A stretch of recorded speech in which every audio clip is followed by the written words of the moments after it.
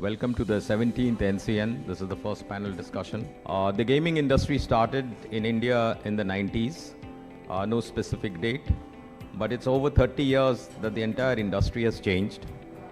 Technological revolution has driven the industry in leaps and bounds, particularly in the markets where it originated in South Korea and Japan.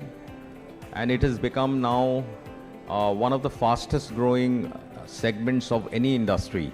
I mean, in India, the growth has been last year higher than 20%, with a CAGR of 20% plus in the foreseeable future. This industry will really grow. The gaming industry is not just what we conventionally know it as or see it as a competitive space where video games are played. With CAGR, like Sir said, the CAGR is very much promising. It's almost over 20%. And the year-on-year growth is also 21%. But the fact over here is that this is a combined number. And when we talk about combined numbers, we are talking about the sector where real money is involved, that is chance-based gaming. And then we are talking about the sector where skills are involved, that is skill-based gaming. So the chance-based gaming, or where the real money is involved, that is actually 2.4 billion out of this 3.8 billion. And I don't know if you can take this with a grain of salt and how you want to take it, that the CAGR and the year-on-year growth is almost double compared to the conventional gaming industry. So some can see it as a boon, some can see it as a challenge. So over here, I think all of us who are sitting on the panel and all the brands that are present over here are more interested in the actual gaming segment, that is 1.4 billion. Out of this, almost when we bifurcate it further, we'll see that, obviously mobile gamers are involved. Mobile is a huge part of gaming these days. Then PCs and laptops and consoles. Almost 80% is mobile. If you take everything into account, then almost 13% is PC and laptops. Rest whatever is left is console. Now, like Sir said, people want high performance, but they want it at a very good price. First of all, I entered that industry on that particular year, and what happened, what I saw and what everyone saw is the word new normal. After the first lockdown, when most of the MNCs, they started shifting permanently from work from home to work from office, the casual gamers who was grinding on the keyboard, coding all day, at the end of the day while he's gaming or while she's gaming, started firing up the OBS and started a YouTube channel. And that's how so many streamers were born in that way. Like, I'm playing, let's stream it. And also with that, what came was this word content creators and influencers, because previously to us it was movies and music and TV serials and TV series, but it became content. Content can be a skit, content can be Vine, content can be so many things. So, these are the things that became the new normal. The person sitting in remotest part of India will talk to a gamer sitting in probably US or Southeast Asia or Far East Asia, everywhere, and they can still communicate with each other.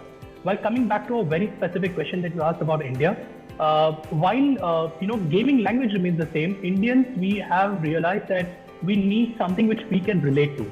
And you'll be surprised that Indian game development has grown multifold. We are expecting big games to come in, and these are all based on Indian mythology, Indian culture, Indian dialects and all. One game which I personally like is Raji. I think you can also try that. These are games which, and going back to the same statement, that the gamers don't talk in different language. What they want is they should be able to relate to each other, relate to the game, and then that's how the conversation grows. The latest technology where people can experience gaming, they can experience AI. Even architects, they are now using 3D walkthrough and all. All those things they are able to test, deliver to their client without spending a single money, without spending their amount, with the technology infrastructure what we have. This helps us to reach them much closer. While we reach them through these assets and facilities which are crores of rupee investment, which generally first timers, they don't afford to do it, but this inspires them and this helps us to reach more closer to them, and finally we are able to deliver a bigger ecosystem for all of them and create market. we are actually very, very positive about the gaming trend and the way gaming is developing in India market. The overall data, it shows that it's around USD $4 billion revenue in terms of the online digital gaming industry, and it is supposed to grow to 20 billion by 2035.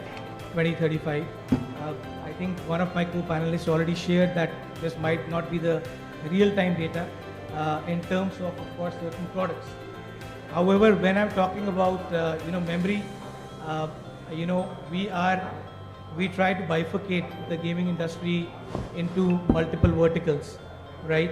So the contribution to this overall revenue is done by the gaming.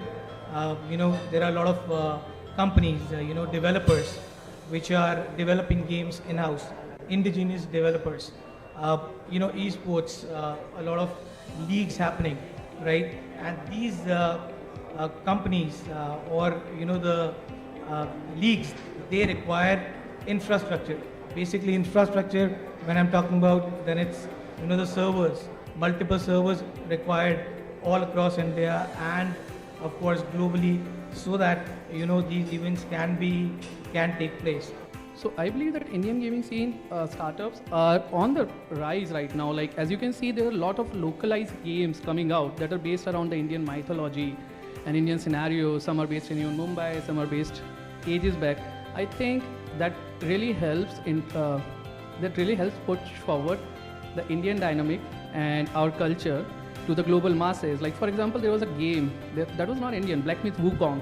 That was the first Chinese game that got really popular very recently, and that put the Great Monkey King story on the map.